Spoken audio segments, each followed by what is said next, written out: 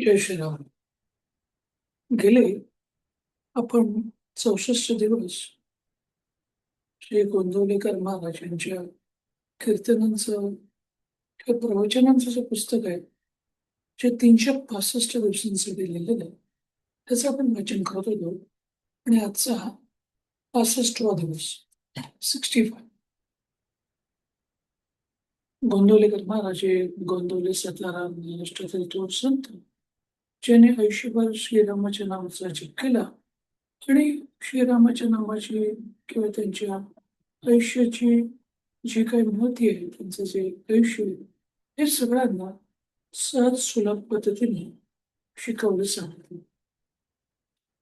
तर हे नामस्मरणावरती जे प्रवचनांचं पुस्तक आहे, नामस्मरण कोणी करावं, कधी करावं, का करावं, कसं करावं, कुठे करावं, तर त्याचे फायदे काय, हे त्यांनी 365 दिवसांच्या प्रवचन पुस्तकात लिहिलेलं आहे. तर प्रत्येक दिवसाचं वाचन करायला, जे एक दिवसाचं वाचन आहे, साधारण त्याला 3 ते 4 मिनिटं लागतात एका पानाला. आणि जर स्लो असेल तर 5 6 मिनिटं लागतात. आपण हे 65व्या दिवसाचं जे प्रवचन आहे त्याचं पण वाचन करू. त्याचं शीर्षक आहे, भगवंतांचं नाव कधी सोडू नये. जगामध्ये सर्वस्वी खरे अस्तित्व एकच असले पाहिजे, त्यालाच आपण भगवंत म्हणतो. भगवंत अत्यंत सूक्ष्म असल्याने मनुष्याचा विचार त्याच्यापर्यंत पोहोचू शकत नाही. मानवी विचार हा शक्यमान म्हणून विचारांच्या भूमिकेवर उभे राहून भगवंतांची कल्पना करायला शब्द हेच साधन. याला नाम असे म्हणतात. म्हणजे भगवंताचं जे नाम आहे, हे त्याच्याशी आपल्याला जवळ शोधण्याकरता नव्हे, तर भगवंत म्हणजेच नाम आणि नाम म्हणजेच भगवंत, हेच आपण लक्षात ठेवलं पाहिजे. ज्याच्या ज्या अंतःकरणात नाम आहे, म्हणजे ज्या अंतःकरणामध्ये भगवंताबद्दल प्रेम, आसक्ती, बुद्धी, भाव, श्रद्धा आहे, तिथे भगवंत विशेष प्रकट झालेला असतो किंवा दिसून येतो. भगवंताबद्दल अस्तित्व बुद्धी असणं म्हणजे स्वतःबद्दल नास्तित्वबद्दल असणे हेच होय. एका वेळेला ज्याप्रमाणे दोन तलवारी लावू शकत नाही, त्याचप्रमाणे भगवंत आणि अहंपणा एकच अंतःकरणात राहू शकत नाही. म्हणजे भगवंताचं नाव घेतलं म्हणजे भगवंत आलाच, आणि जिकडे भगवंत आहे तिकडे अहंकार येणं शक्यच नाही. संत हे भगवंताशी एकरूप झालेलेच असतात. भगवंताचं नाव घेणे म्हणजे आपल्या कर्तेपणाचा अभिमान कमी करणे. नावाचं प्रेम लागले म्हणजे कर्तेपणाचा अभिमान कमी होतो. कर्तेपणा भगवंताकडे सोपवल्यानंतर आपली स्वतःची इच्छाच राहत नाही. जिथे इच्छा नाही तिथे ईश्वराचे महत्व सुरत नाही. कधी सुख तर कधी दुःख, कधी यश तर कधी अपयश, हा प्रपंचाचा धर्मच आहे.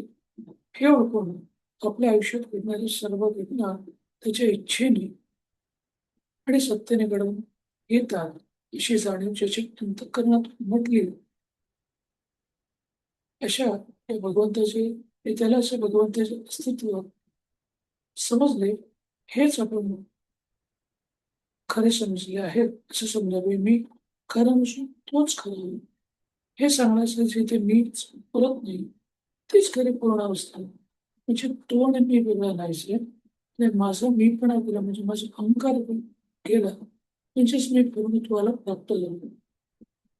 तिथे मी त्याला जाणतो हे देखील संभवत नाही. म्हणजे मी त्याला जाणतो, या सगळ्या गोष्टी एकदम लांबच्या होऊन जातात.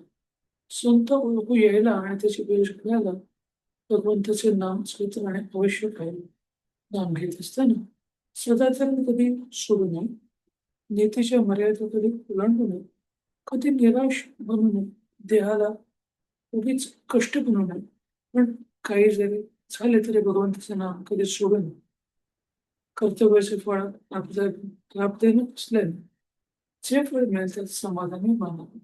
किंवा भगवंताच्या सत्तेने सर्व स्तुती होते, म्हणून प्रारब्ध देखील त्याच्या नजरेखालीच काम होतं. नाम घेणं म्हणजे सर्वस्व देणं होय. मोठा अधिकारी त्या स्त्रीचा शिक्का करतो. तो ज्याच्या हातामध्ये असतो, तो मनुष्य त्या शिक्केच्या साहेब साहेब आहेत. काम करून देऊ शकतो.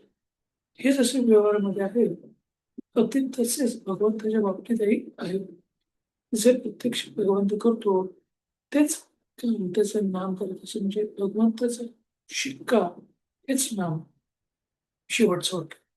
भगवंताचं प्रेम एकदा चिकटले की त्याच्या आड दुसरे काही येत नाही. म्हणून भगवंताचे नाव सोडू नये, असं आपल्याला 65व्या दिवसाच्या प्रवचनात महाराजांनी सांगितलं. आता आपण 11व्या श्रीरामाच्या नावाला जाऊ. श्रीराम श्रीराम श्रीराम श्रीराम श्रीराम श्रीराम श्रीराम श्रीराम श्रीराम श्रीराम श्रीराम श्रीराम श्रीराम. धन्यवाद. हे 65व्या दिवसाचं प्रवचन रूपी वाचन तुम्ही श्रवण केलं.